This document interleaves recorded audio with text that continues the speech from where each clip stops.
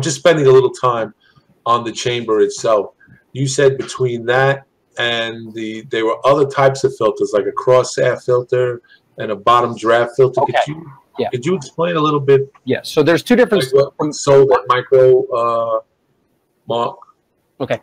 So from my research, there's two general types of spray boots. There's a downdraft and a cross draft.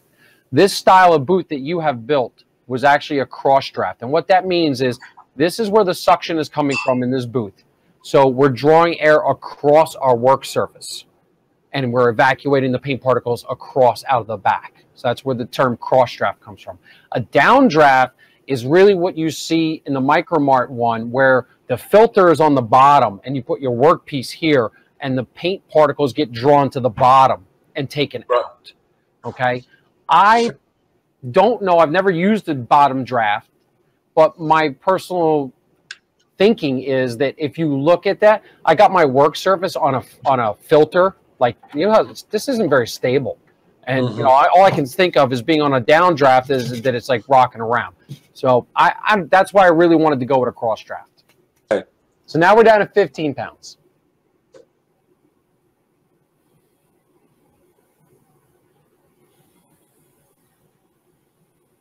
For me to get coverage, I'm opening my brush up so much that now I'm getting splatter again. Or if I do it like this, look how light it gets. It's so light that we're going to be putting a lot of coats on, and in effect as too high. Right. So you got to find that medium that you're happy. Medium. That's what I'm trying to show you here. Right. AJ of our projects, I want to get in here and test it. This was a brand new out of the box Atlas unit, never been touched. Put it on the test track and ran it. It ran really well. Had no binding, no squealing, no issues. The headlights worked. So it was a good candidate for this project.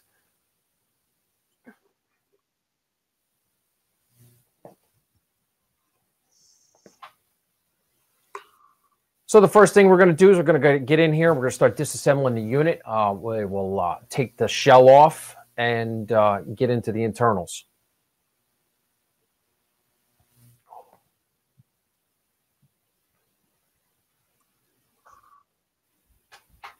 Once again, storing the parts in your Chinese containers? Actually, no, I ran out of Chinese food containers. I'm just using the jewel case on this one. I got so many projects that they're all backed up. Time to have a party. Yeah, it's time to get some Chinese food. So I'm going to get in here, loosen these screws up on this chassis and split the frame. And we'll drop the trucks out. And we'll pull that light board out. Also, we're going to get that light shield out of the way and pull the fuel tank off. Now, with this unit, because it's a newer Atlas unit, I did not mess with the wheel sets. I went with the standard wheel sets that came from Atlas because roughly, I don't know time frame, but I'm going to say, you know, after 2005-ish or so, they started making these lower profile wheels on their locomotives. So there's no real need to put a low profile set on them. You know, in the past, the reason I've been doing that is because with the 6-axle units and the older Atlas stuff, running with the Code 55, the low-profile wheels just run a lot better. But this unit already had a good set of wheels on it, so I didn't even mess with that. If you have a runaround track at every town or switching location where you're going to do switching, you cannot get trapped. Yeah. You can make the switch moves. And I think that's a thing that many people, when they're designing their own layouts, forget. They forget that industry they're going to go by on the main line that maybe needs to be switched. They forget to put a runaround track in, and that's really, really important. Yeah. Right, and I'll shut up. The other thing I'm going to key on what Bill was saying is this runaround. If you look, I got 3 cars here, and then I got to leave a break for the road crossing. I can maybe fit one more in down here, and that's it. But that doesn't limit you. You can still make multiple movements to get your train turned around in pieces. So it doesn't have to be a 2,000-foot siding, to get the effect of what you need. This one's a rather short run around here because of the track configuration. So, Mike Simmons says a 3-man. Go ahead, Bill. I'm sorry. Mike Simmons says a 3-man crew saves a lot of lot for the conductor and brakeman walking, which is true. That's key, and Mike brought that up on my channel, and you got to look at your time frame. So I did some research, and I found that 1988, the era that I'm modeling, Conrail still had 3-person crews.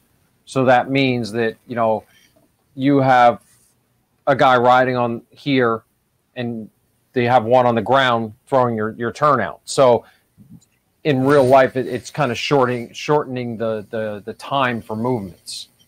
So that's another key, is also knowing your era that you're operating in. Are you having 3, 4, or 2-person crews?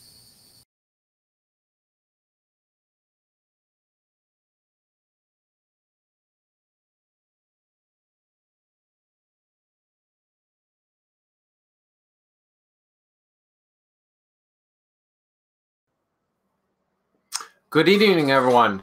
Welcome to Joe's Train Room here on YouTube Model Builders Live. So tonight, Bill had some things that have come up, so we're going to be running solo again tonight with you and me. Tonight's show, what we're going to be doing is I'm going to be talking about some use of sound to make your operations more realistic. So I'll be going over a couple different features of, you know, your sound decoders and whatnot. But before we do, let's do some homework. So tomorrow, Thursday, don't forget Johnny's Model Train Talk at 10 p.m. Eastern. And we invite you all to come in and have the group chat with Johnny, and it's a good time. So make sure you go check it out. Our next show coming up on March 27th is Who's Big Bill Talking To? And he's going to be talking with Stu's Structures. And that's going to be 9 p.m. Eastern Standard Time again. And after that, we'll be back to March 28th for Johnny's Model Train Talk again at 10 p.m. Eastern, and for the end of the month. Don't forget our new series, Model Railroad Views. We're going to be starting a new topic, and it's going to be called Youth in the Hobby, and that's going to be released out on Friday, March 22nd at 3 p.m. So definitely look out for that. I don't know if you guys have been watching that, but that's a great new series. With Steve Brown, Andy Crawford, and oh, I'm sorry. We're going to be doing different people this time around. But Andy's going to be moderating again. So make sure you go check it out. And Miles Hale. That's okay. I got Mr. Director Extraordinaire coaching me along here because I'm kind of messing up the guest list. So I'm just going to end it there so we don't make any more mistakes and upset anybody. So that is what you can expect. And, you know, you've been probably seeing the little teasers coming out. So we got some big announcements coming here for the channel on YouTube Model Builders Live. So make sure you stay tuned. I see that there's a couple people out there might be a little upset because they're waiting in anticipation, but trust me, it's going to be well worth the wait. So just stick with it.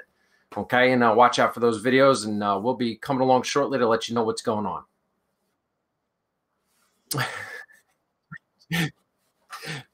John's talking in my ear, telling me that he's quitting. No, we're not losing Johnny. Don't worry. So with that, what I'll do now is I got to reposition some stuff here so we can show you, and we'll get started. All right. Excuse my camera movement here, everyone. I'll try not to get everyone seasick.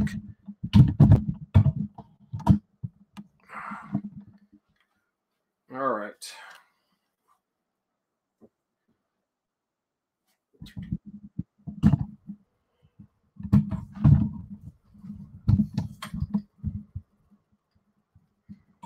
Okay, there we go.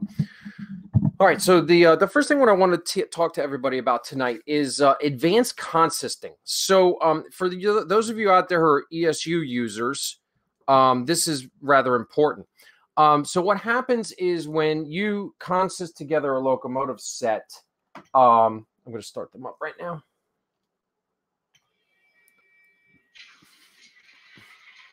So when you consist a locomotive set together with the ESU products, what happens is they have all them great features, you know, the drive hold and all that stuff.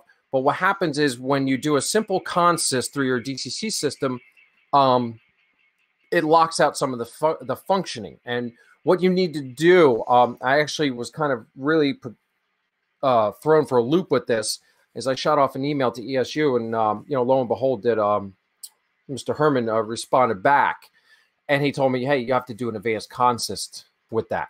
So what you have to do is you have to go into your DCC system, and you have to program some of your CVs to build an advanced consist. Specifically, I'm a Digitrax user, so I use their app, which is gives you those CV calculators. I don't know if you guys can see that. Shoot, because probably not because of the light. There you go. So okay. So what happens is you have to go in and do your advanced consist controls through CV 21 and 22. And the calculators are really nice because it tells you what the functions or what the settings need to be on the CVs. So what I've done is this set here is an advanced consisted set. And unfortunately what happens is they are now permanently coupled. So I can't disconnect these two and dispatch the consist and then split the locomotives out. I have to go back into my CV 21 and 22 to undo it. So that's why right now I only have one set consisted together. Now, the reason I wanted to talk about this tonight is because now what happens is this set functions sound-wise as one unit.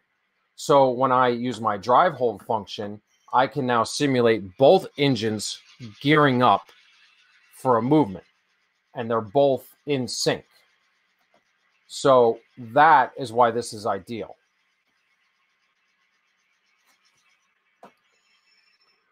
So without the advanced consisting, what would happen is this engine, the drive hold would work, and you could regulate the sound, but this one is just going to operate normally.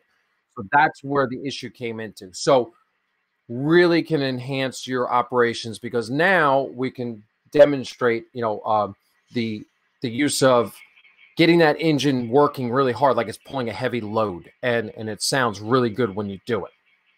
Now, I'm speaking predominantly about ESU users because that's predominantly what I use here in InScale on my layout. I don't know that, from what I've read, I don't know that Soundtrax has any kind of function for the drive hold. I do know they have the digital exhaust, which is the one where it uses the back EMF from the decoder to sense if it needs to coast, and then it idles down the locomotive. So if there's anybody out there in the chat that knows more about it than I, feel free to chime in. Okay, go ahead, Sparky. Well, I'll have to speak for Sparky. Sorry. Sparky said, I don't understand the advanced consisting or why you would do it if they can't run independent afterwards. Okay. So what happens is through the advanced consist, it allows you to map functions to the lead, to that address. So these units, their addresses are the 4-digit address 8228 and 1656. So what happens is I assign a new address. I create a new one for this consist, and I make it, this one happens to be number 10. So now it's a virtual locomotive in the system, if you will, that exists. And you can use your mapping functions to attach certain F functions to the consist of number 10.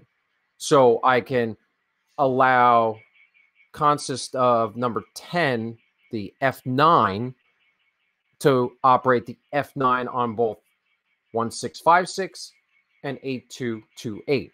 And this is also very useful, not just for sound functions, but when you get the ditch lights and the special lighting features that I know you big HO scale guys use, you can map through that.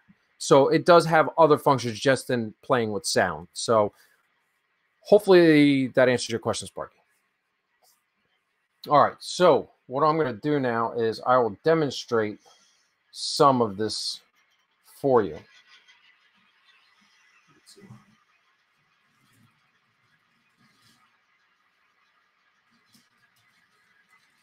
Oh, going the wrong way.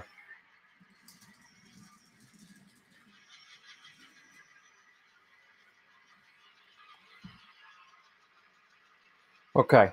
So obviously the first use of sound that we can do that will really enhance your operations is a dirty spot.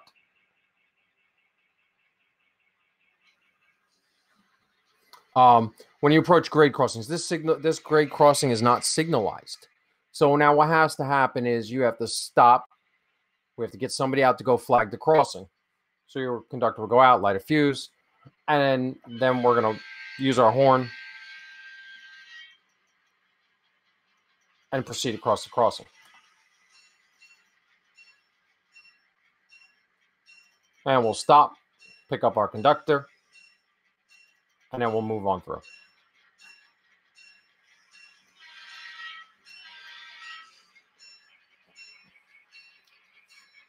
Okay. Oh, that guy's not happy tonight. Come on, let's play. All right, so I'm going to move over here.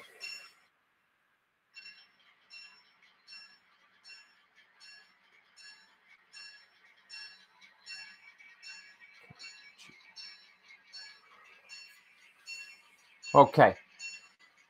So now the other thing that's built into these decoders that can help you is going to be your coupler sounds. And that on these happen to be controlled through F3.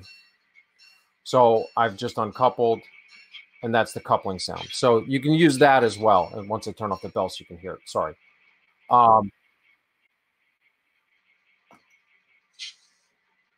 That's uncouple.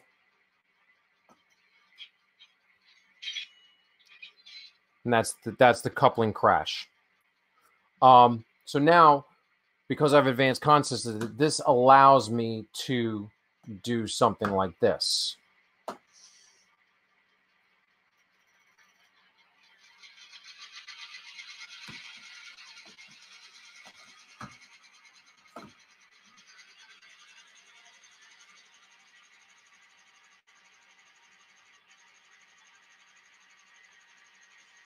Now I'm feathering my drive hole with F9 to pick up speed. So I'm allowing the sound to operate at a fix, but I'm just controlling the voltage of the motor by turning F9 on and off. So that's really what this function, these decoders allow you to do. So let's back up here. Anything else so far, John? Okay.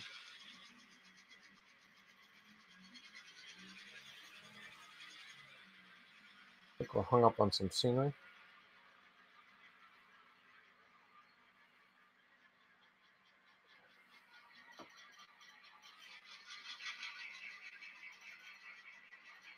There's not.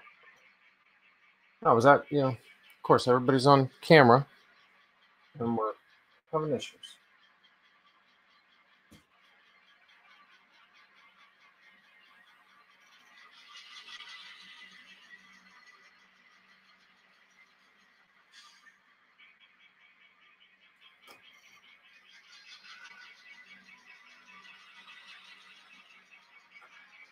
Oh, what's going on here? Okay, go ahead, Maurice. Yeah, Maurice, well, no, since you're using your throttle for coupling sounds, can I assume you aren't using the train crew program? Oh, that was next, Maurice. As soon as I get this guy to play ball here, I'm back up.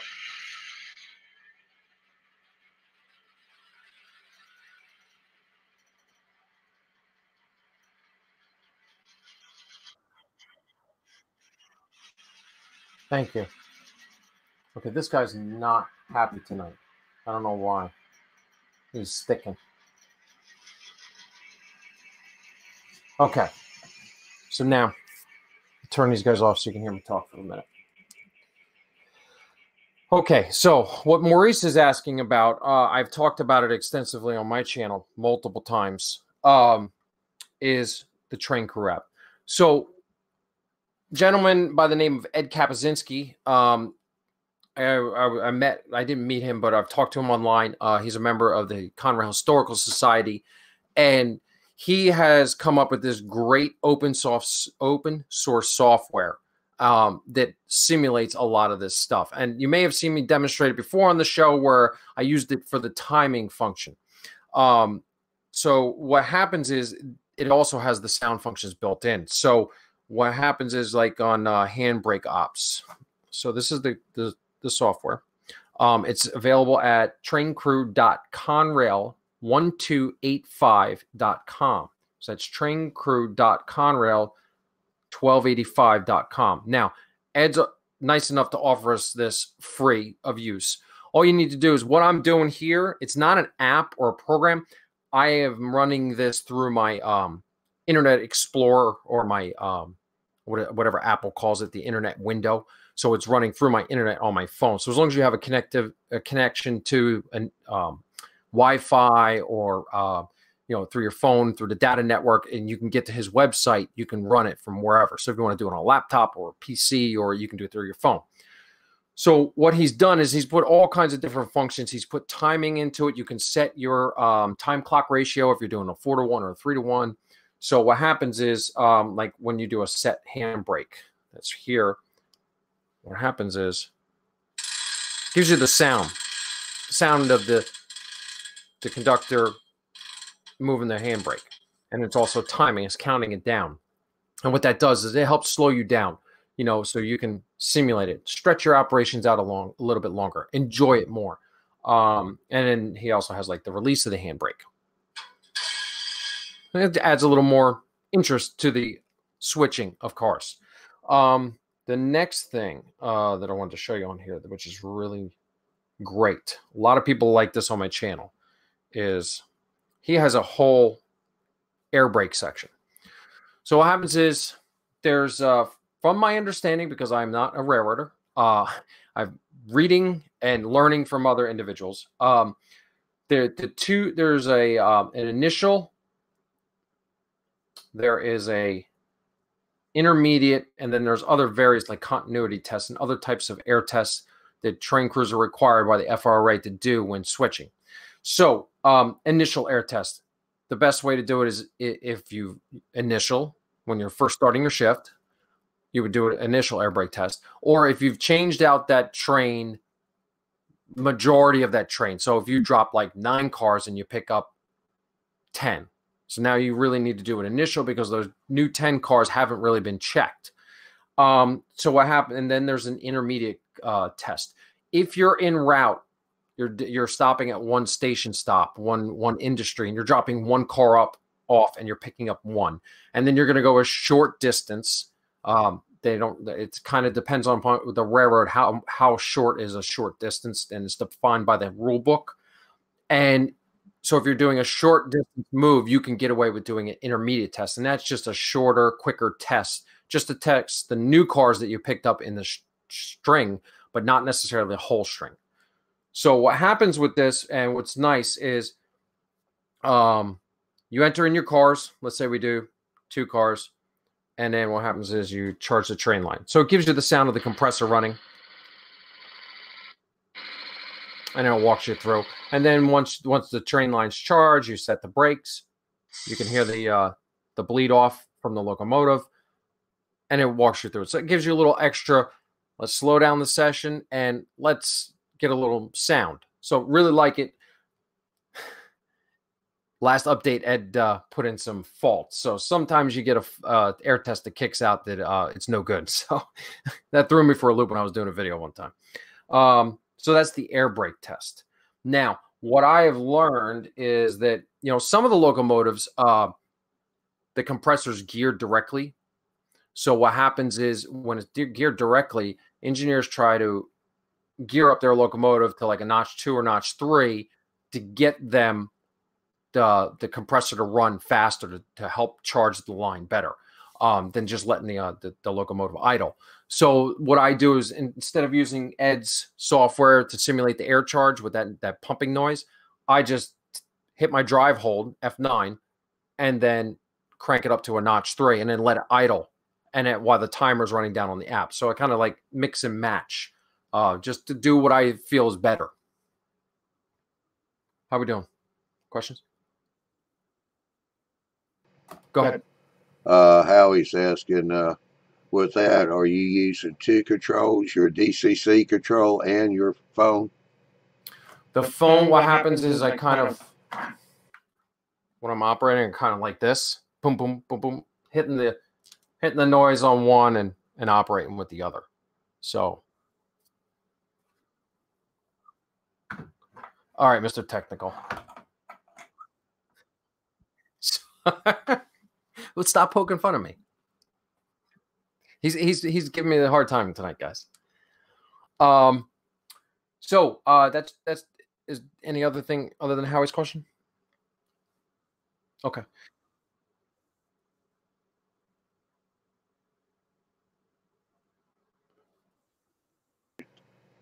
Brian, how are we doing tonight? Yeah, Brian says, could you load those sounds to a decoder function keys from your ESU loader?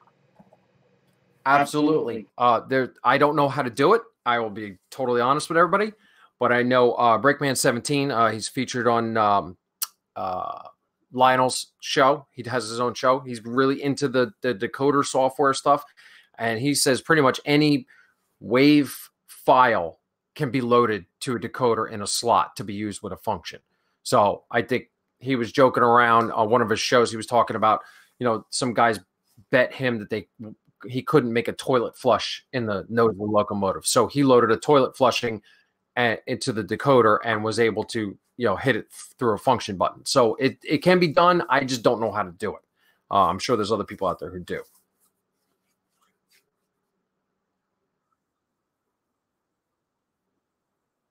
Oh, yes. Yes. If you're an ESU user, do me a favor, spend the extra. I know it's a lot of money. Spend the extra $126 or look around, shop around, see if you can find one used for the local programmer. Makes your life so much easier. Some of these decoders are a little finicky where they don't want to talk to the Digitrax system or the NCE system, where they don't want to give up all that peripheral, what do they call it? Proprietary information. So there's like a little conflicts. I was having trouble with a couple of brand new ESU decoders, specifically the one that you'll see in a little bit from Scale Trains. It wasn't allowing me to do the 4-digit address through my Digitrax. I was kind of like, I wonder what's going on. So I kicked it over to the local programmer and took right away. So I think that's kind of maybe a foresight look into the future. I don't know. I don't know what's going on there. I'm just a user, and I'm just standing here doing the show. So I don't know. If anybody else has an insight on that, chime in, because I didn't notice it in the beginning when I was using the ESU products, but now lately with the newer ones coming out, I'm noticing it's not really talking well.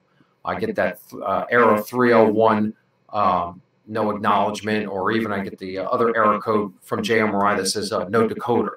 So I don't know. It's also part of a power thing. Northern Ohio Railroad action. What town are you modeling with Conrail on your layout?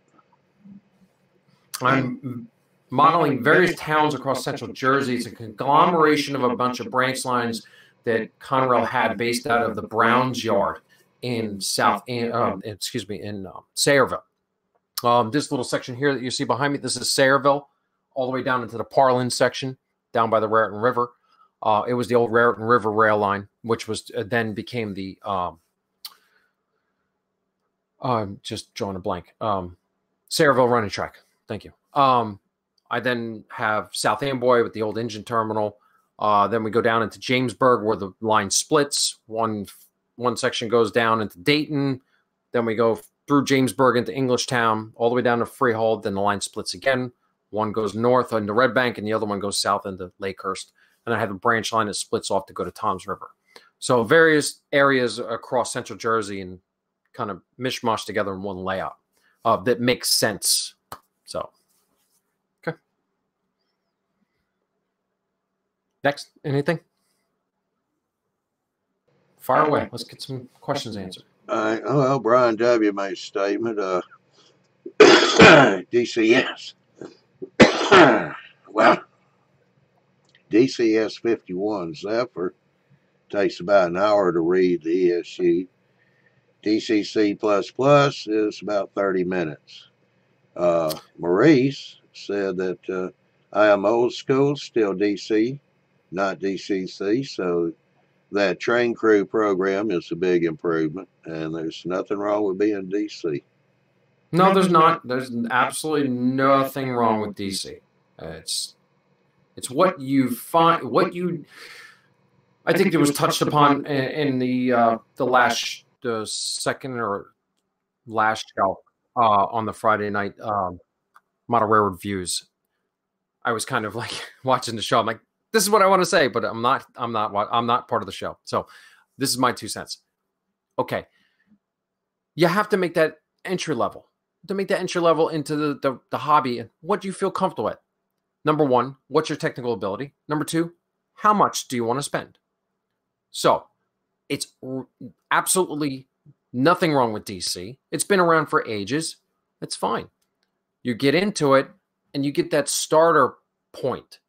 And then you can say, hey, you know, I'm starting to like this. Maybe I'll give DCC a try. So you go out and you get an inexpensive Zephyr and you give it a shot. And then you walk into it. You don't run full force into it because you're dropping a lot of coin.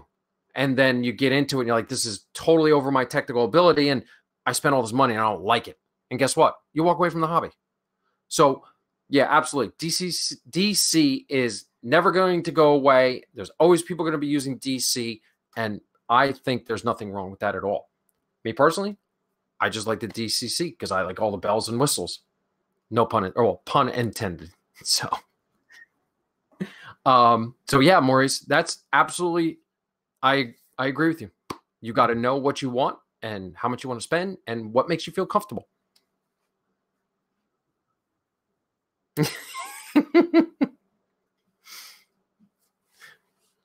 Mr. Director's talking again. Next, anything else? Yeah, we got one more touch of the brush. How you doing tonight? Are most of your engines consisted by 2s?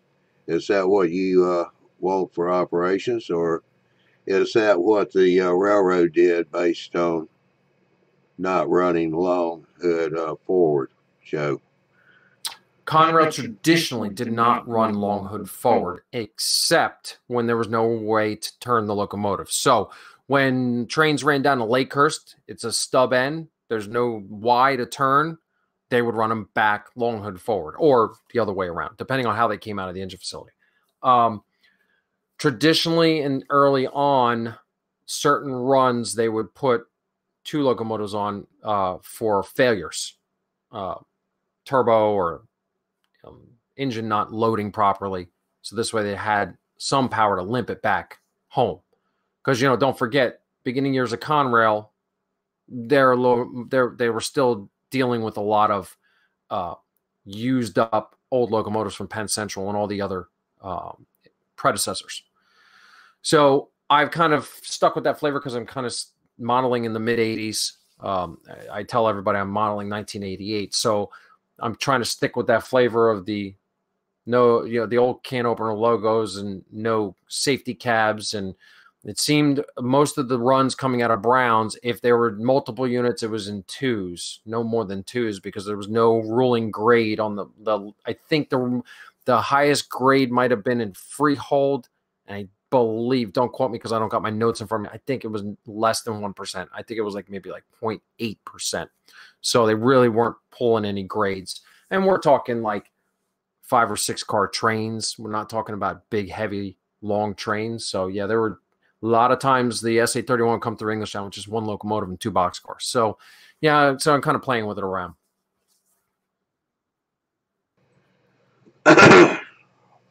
Yeah, Sparky's got a good comment here, or a question, really. He said, if you advance consists 2 locos and 2 other locos, so now the system knows them as only 2 addresses. Can you consist the 4 of them together to make a set of 4 with the basic consist? Yes. Everything that I have read says that an advanced consist has no limit. So if you want to advance consist 4 units together, you can do that by using the CV calculator, depending on which way you orientate the locomotive, because that is very important in doing that mathematical computation to get your CV values. You would just keep adding and adding and adding. And then so CV10 could have 4 locomotives attached to CV10. And then you could map all 4 functions to CV10 or however many functions you want to map to CV10. So everything I've read, I don't think there is a limit unless you're reaching your slot limit on the system.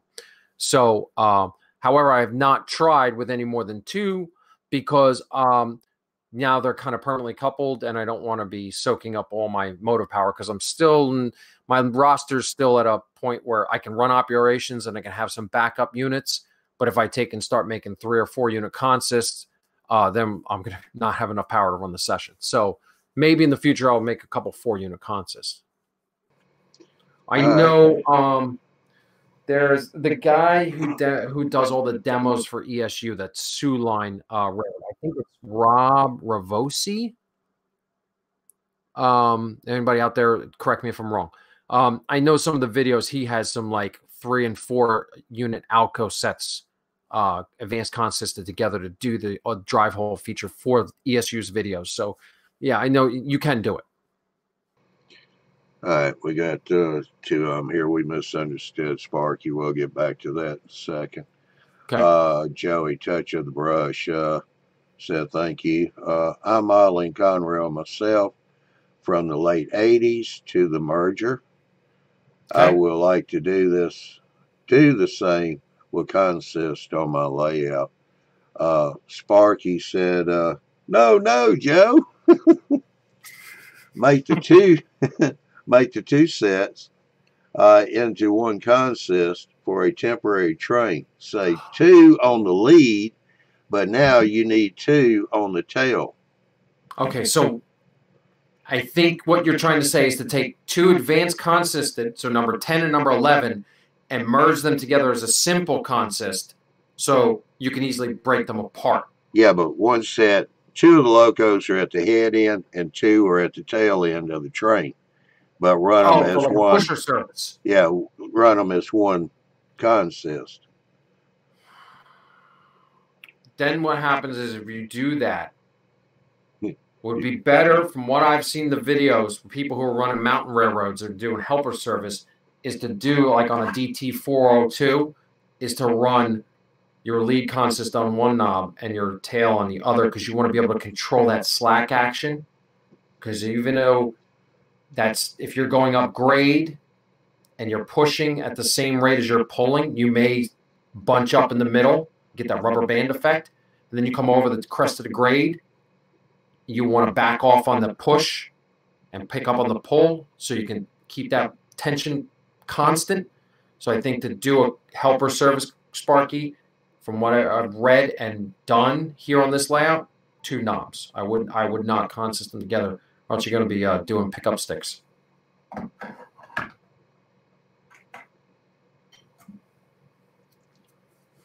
Anything else? No, he said that makes sense. Okay, good. Okay, so we did the train crew, we did the advanced consist. A lot of people out there asking a lot of questions about that. That's great. Now we'll go over to I want to demonstrate a little passing maneuver here. I noticed Norfolk Southern does this a lot up near where I work in Somerset County. It may not be applicable to my time period. So what I want to do. All right, Touch of the Brush. Do you have ST45-2S? I know they ran them a lot on the Perth Amboy secondary. Do they make them in N scale, or will you have to kit bash them? Wow. I've never seen pictures of SD40-2. Did he say 45s? SD45-2Rs. I don't ever recall seeing an SD coming up this Amboy secondary in a photograph. See, what happens is with this area that I'm modeling, touch and brush, is that there is the bridge restrictions. It's very rare to have a 6-axle unit up in this territory because it's such a light rail, and the bridges that those units usually don't meet the specs. Even all the times of me being down tracks, I don't ever remember seeing that. Now, maybe it was coming off of out of Monmouth Junction, coming up this Amboy Secondary into Browns. But I know they brought 6-axle units like the 45-2Rs coming off of the North Jersey coastline coming into Browns. So, yeah, that is prototypical. I would be modeling that. I do have a Kato ST45, but not the R model. So I don't think I'll be using that. Okay. Let's see the other one.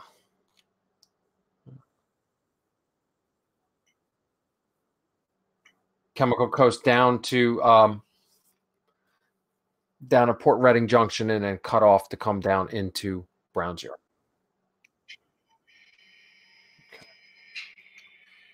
Okay. So let's fire this up here. I'm going to swing this camera around. So what I'm talking about is, whoa, sorry, everyone. I did not expect that. Okay. So the maneuver that I'm talking about here is Norfolk Southern, I noticed they're doing it a lot, is when a train passes, why is this doing this all of a sudden? Oh, I know why. Hold on a second. I need more wire. There we go.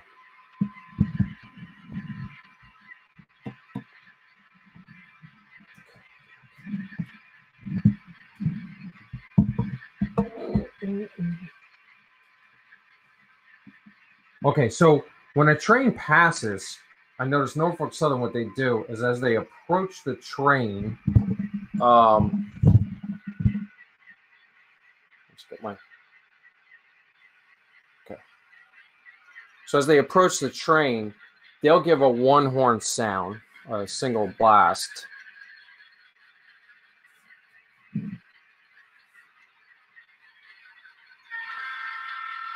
Like that.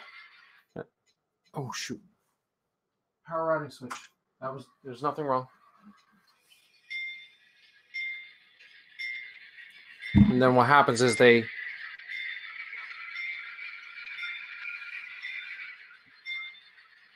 keep, every so often, they'll use their horn as they're passing the other train, just to alert the crew, hey, I'm coming up on your side. Everybody, make sure you're off the hot rail. So that's just another thing that I want to demonstrate, using some sound. The bell. So let's talk about the bell. Everything that I've read is that the bell is used any time that you're approaching a grade crossing, or there may be the possibility of someone on the ground. So that's why when you're passing another train, they'll do that. So, turn everything off. Turn everything off. Okay, I just gotta wait for everybody to be quiet. So, yeah, so like the best thing to do, I think, is just to watch your prototype, and see how they operate. The other thing is like, I was talking about this with somebody else. Was like, does your railroad use 3-step? Do they use a red zone? So for those of you who don't know what that is, the conductor will call out, hey, 3-step.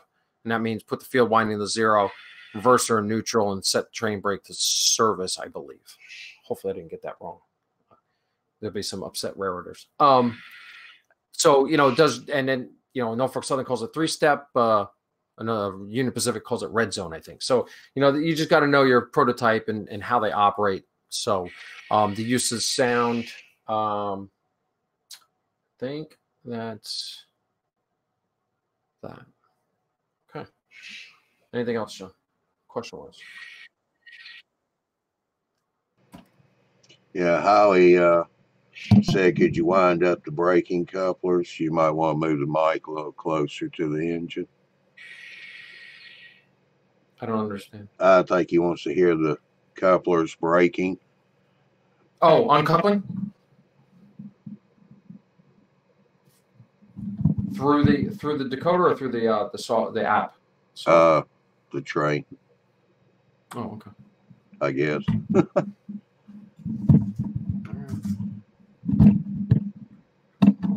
Yeah, we first started the series, you had the sounds up real high. Now they're down a little lower. It's because I changed my microphone.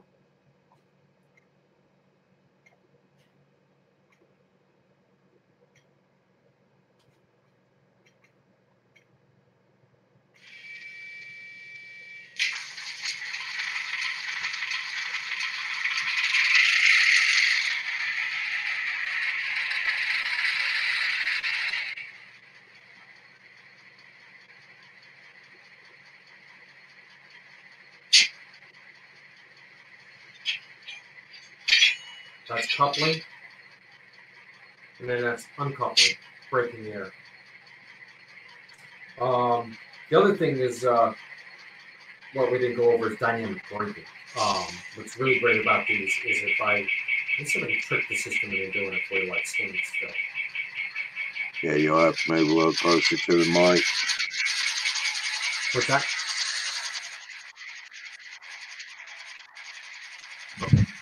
So the other thing is,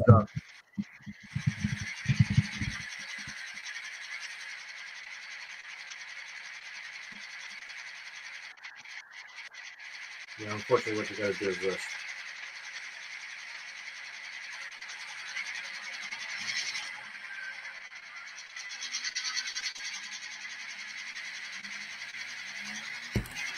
Oh, shoot. Oh, shoot. That didn't work. All right. So what happens is I'm trying to demonstrate the trying to demonstrate the dynamic braking. What happens is you have to have the locomotive moving. You have to have the locomotive moving to get the dynamic braking, and that's what I was trying to do. And it's not cooperating tonight. That locomotive is going in the shop right after the show. Oh boy, you little dog.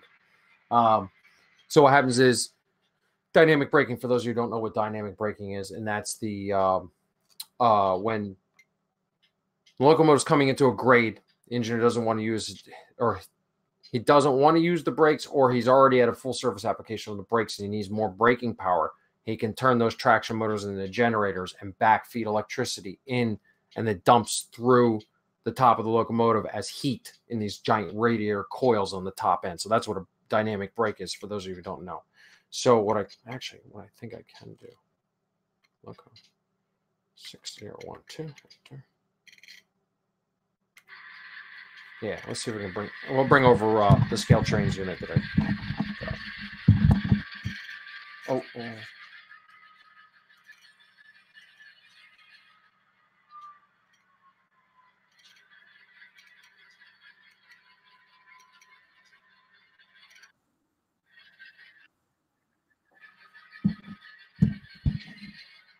Okay, so what happens is that unit is now, the unit's now going into notch 3, and it sets up the dynamic brake.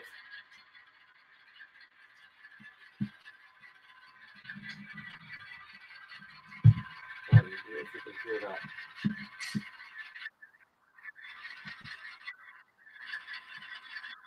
These Dash 9s have a real quiet fan, so it's not as prominent. So that's the dynamic brake. So you can simulate your dynamic braking coming into a grade. It's pretty cool little function. All right, there you go. I think that's it. I think that's all I really wanted to go over, unless there's more questions. Yeah. So just getting out there and trying these different things, like Maurice with the DC, he doesn't have the option or the luxury of that. There is some other sound systems. I know Kato makes that for DC, where you got the little cartridges and plugs in, so they can give you some sound. Never really demoed it, so I can't really say how good it is or isn't. So I'm just gonna say it is available. Give it a shot. MRC made those sound power packs. I don't know if they're still available. I had one when I was a kid. That just helps you in DC. Now there is some, I think some of the manufacturers, maybe Broadway Limited, has some of their DC products that have sound on it. I think I remember. Yeah, so it is available out there. Where was it going? So just using those functions can just add to the operations. It can extend your operations and make it more fun and keep you more involved, because don't forget, it's not like, hey, we're not down here trying to get a job so we can go home. Enjoy it. You took all this time to build this layout. Let's get it. Let's run it. So that's really what I'm trying to push here. The one thing that I didn't touch upon tonight, and because I don't have one yet, but I'm looking at it, is an ambient sound system. Give you that background noise, the car traffic and all that other stuff. There's some good products out there for localizing your sound in buildings in certain areas. So that's another avenue of kind of bringing more sounds into the layout. So something you can think about and look at.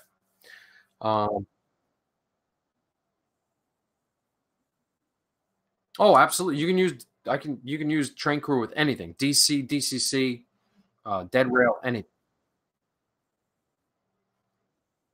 Okay. So the Train Crew app is independent. It's independent of the layout. It's independent of your control system. So just because you have DC or you have DCC doesn't mean you can use it.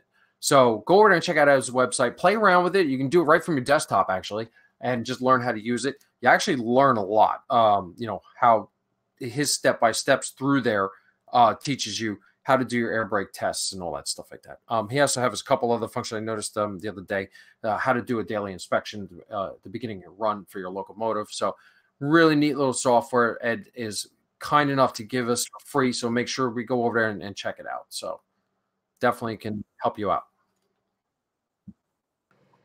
Okay. Sparky said that if you were thinking of the Rolling Thunder system right now, I would save your money. Oh, okay. There you go, everyone.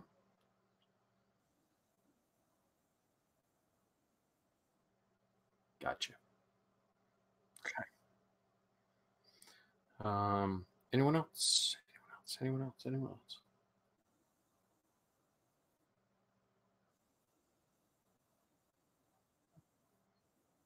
Good.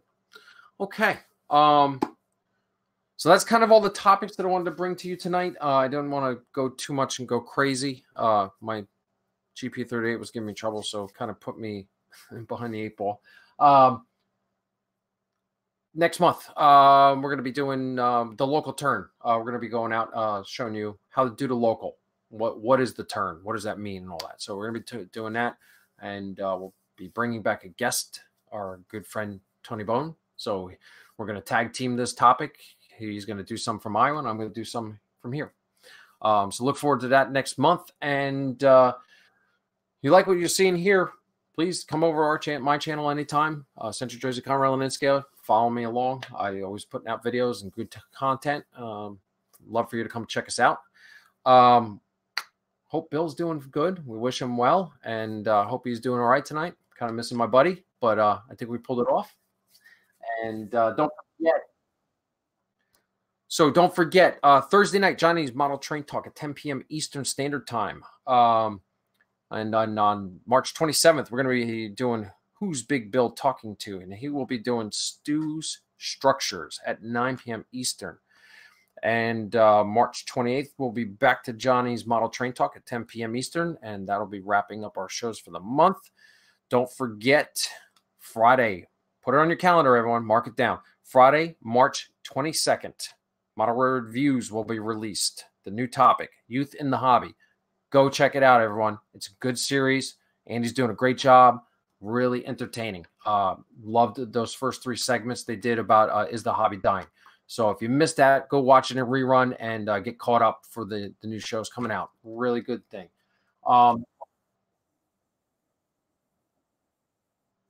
Okay. Yes. My channel, Central Jersey Conrail in scale. Central Jersey Conrail in scale. And also you can find me on Facebook at the same name and Instagram at the same name. So if you have any of those accesses, go check them out. And they're all interlinked together, so you can find one. I'm always posting everywhere. So, yeah, come check it out. We have fun. I got a lot of followers who we interact on a basis. It's become a community, and it was kind of a little aspect that I didn't expect. And we're always saying, hey, can you help me with this? Can you help me with that? I'm feeding off of them. They're giving me input, so come check it out. One more. Yeah, this is Dave, BNSF in scale. He was going about the sound and all, would Yes. defeat the purpose of sound locos. If they are so loud, you have to wear ear protection, but you can always turn the volume down. That's correct. Plus turn it off. I believe, without looking at my book, I think it's CV16 might be your master sound. I'm not sure. Checking your manuals. I think they might be different on each manufacturer. But yeah, you can always turn it down. So what I've heard, because I'm not an HO scaler, is in operation sessions, everybody complains that it's too loud. They can't talk. They can't converse. But I find with the in scale, I'm kind of tweaking it for you so you can get the idea. I was putting the mic real close, so maybe a little loud at certain points. But these guys they're good. They're good. We get about 5 or 6 running in the room here, and everybody's still carrying on a conversation. So I think that works out great. One last thing I want to make sure you do is keep an eye on our channel. YouTube Bodybuilders Live here, because we're going to be doing a lot of big changes coming up. You've probably been seeing the promos coming out. Yes, everyone relax. I know it's frustrating. We're putting out a lot of promos, and when you don't know what's going on, you're going to find out soon, and everybody, I think you're going to be impressed. So I'm retiring. Johnny is not retiring. He's staying where he is. Okay. So keep watching those previews and watching out for what's coming on the channel. And it's big. It's big. I think I'm very excited. I'm very excited to be a part of it. And I can't wait. So with that, that's all I have for everyone. Thank you, John, for working with me tonight. I think it went off really well. I'm very happy. All right, everyone. Have a good night.